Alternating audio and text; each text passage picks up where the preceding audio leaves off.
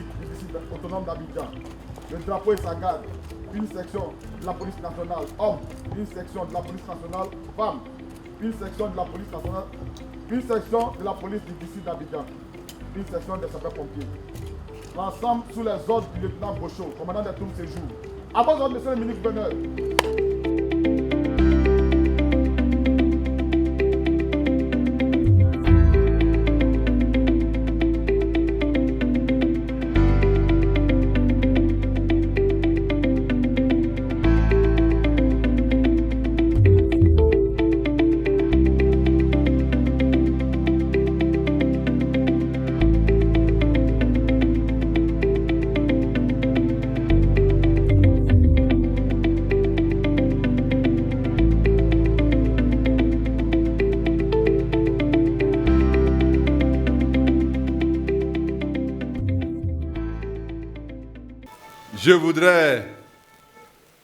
Je voudrais prier respectueusement l'Assemblée de m'accorder quelques 10 minutes de silence parce que mon discours est bizarre. Il est très bizarre. La première chose que je voudrais vous dire, c'est la joie que je ressens. Cette joie qui est exprimée par votre patience. Parce que depuis ce matin, j'ai dû participer à plusieurs cérémonies, en commençant par celle de la primature, ensuite 2 autres cérémonies. Et pendant ce temps, je m'inquiétais de savoir dans quel état d'esprit vous étiez. Et je suis venu vous trouver dans un bel état d'esprit, joyeux, de m'accueillir. Je voudrais vous dire que c'est le premier cadeau que vous m'avez offert ce matin en vous retrouvant dans la joie, si on peut acclamer le Seigneur. Qu'est-ce que je peux vous donner de plus beau que ma reconnaissance pour cette patience extraordinaire qui permet à vous et à moi qu'on se parle. Et j'en suis très heureux. Que le Seigneur vous bénisse abondamment et fasse de cette année une année merveilleuse. Parce que si vous savez bien écouter ce que je vais vous dire, vous allez découvrir des choses inattendues.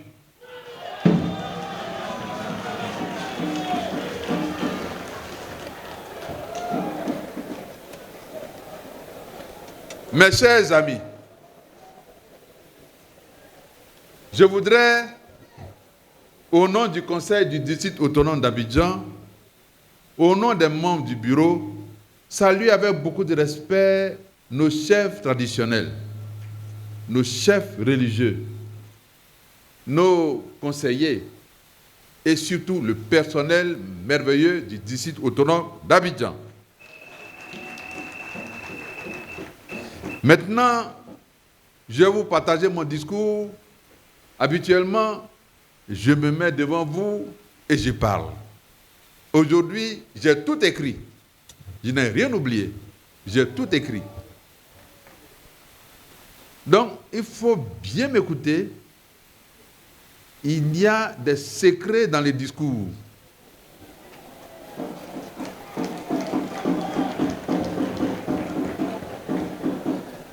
Si vous dormez, il y a des choses qui vont vous échapper. Bon, est-ce que je peux compter sur vous pour ne pas dormir? Vous ne dormirez pas. On peut écouter? Je peux commencer? Donc je commence. Voici mon discours. Quand j'étais au collège, au début des années 1960, j'étais émerveillé par le génie de Pelé. Vous connaissez Pelé? Il y a beaucoup qui ne connaissent pas. Ah. Qui ne connaît pas Pelé? J'étais émerveillé par le génie de Pelé, le Brésilien, le footballeur. Vous le connaissez, non? Vous avez entendu parler de lui? Il est mort quelques jours. Ce que j'ai surtout observé chez Pelé, c'est son humilité, sa discrétion et son silence. Est-ce que vous avez vu Pelé insulter quelqu'un dans les journaux, faire le malin, crier sur les gens? Non. Il va jouer au football, il rentre à la maison tranquille, il est chez lui. Mais ce que j'ai surtout observé, il était comme une colonne de grâce qui s'écoulait lentement au milieu d'un brouhaha d'hommes brouillons dont le rôle était de le mettre en évidence. Vous avez suivi? Je répète. Il était comme une colonne de grâce qui s'écoulait lentement au milieu d'un brouhaha d'hommes brouillons dont le rôle était de le mettre en évidence. C'est-à-dire qu'il était tellement sérieux que les autres étaient brouillons. Donc quand on le voit, on dit qu'il est sérieux. Seul petit enfant à l'âge de 17 ans, il donne à son pays la première coupe du monde, puis 2 coupes, puis 3 en 1970 au Mexique, au cours de la meilleure coupe du monde de l'histoire au Mexique. En ce moment-là, les matchs étaient retransmis en couleur. Il y en a qui n'étaient pas nés, c'est pourquoi ils ne comprennent pas. Il y en a qui n'étaient pas nés. En 70, il y a très peu d'années. Nous, on était déjà là. Son père n'était pas quelqu'un qui se faisait voir et qui bavardait sur les réseaux sociaux, qui embêtait tout le monde. Non. Humble et effacé. Son père était humble et effacé. Est-ce que vous avez suivi? Humble et effacé.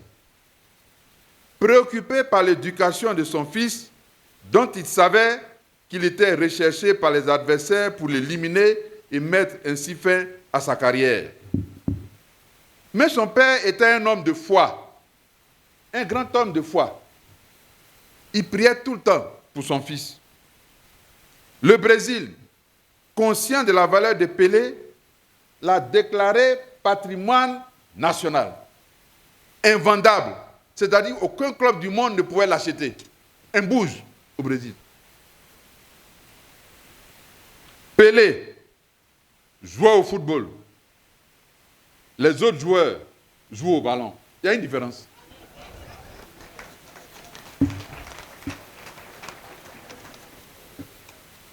Est-ce que vous me suivez? Lui jouait au football, les autres jouent au ballon.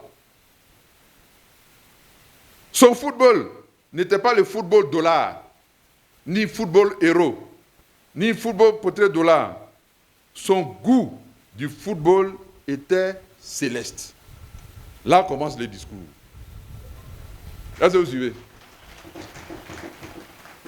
Son football était un football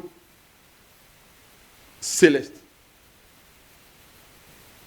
Les prêtres anglais ont inventé le football. Vous savez, non? Alex, c'est ça, non? Les prêtres anglais ont inventé le football. Pelé a créé le football. Et là, je vais vous raconter une petite histoire qui est personnelle. J'étais au collège. Pelé était venu en Côte d'Ivoire pour jouer contre le Stade d'Abidjan, je pense. Maman Alex, c'est ça? Ou bien pour l'équipe nationale. Il était en Côte d'Ivoire et il était à l'hôtel Ivoire. J'étais tout petit. Gamin, moi aussi je pouvais l'appeler, je voulais m'approcher de lui. Donc, je suis allé dans mon cahier, j'ai déchiré un bout de papier et puis je suis allé à l'hôtel Ivoire, comme tous les jeunes, pour voir Pelé. J'ai dit, est-ce qu'il va me recevoir? J'ai tenté ma chance. Moi aussi, je voulais le voir, non pas à cause de son génie du football, mais il me fascinait. J'ai dit, mais qui j'étais? C'est-à-dire qu'il ne fait pas le malin, il n'insulte personne, mais quand il prend le ballon, personne ne peut l'arrêter. Hein. Donc, il me fascinait.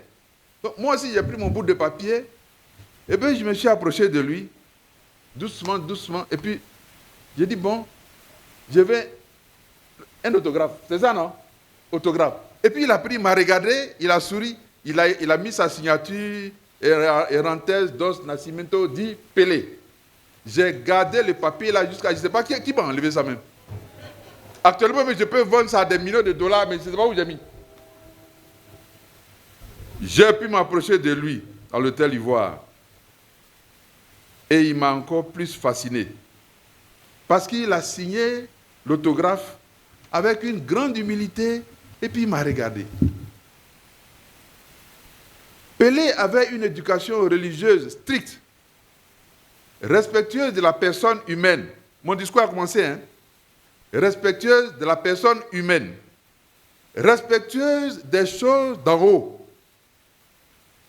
Il respectait l'homme. Il respectait ses adversaires. Pour lui, ce qui compte, c'est l'esthétique du jeu, la beauté du geste. Ce qui compte, c'est le résultat. Le résultat pour le Brésil. Le résultat pour son pays, le Brésil. Alors, je vais demander à mon ami Bamba Alex de dire aux journalistes occidentaux qui comparent Pelé à je ne sais qui, Ronaldo, Messi, Maradona, c'est des pipeaux.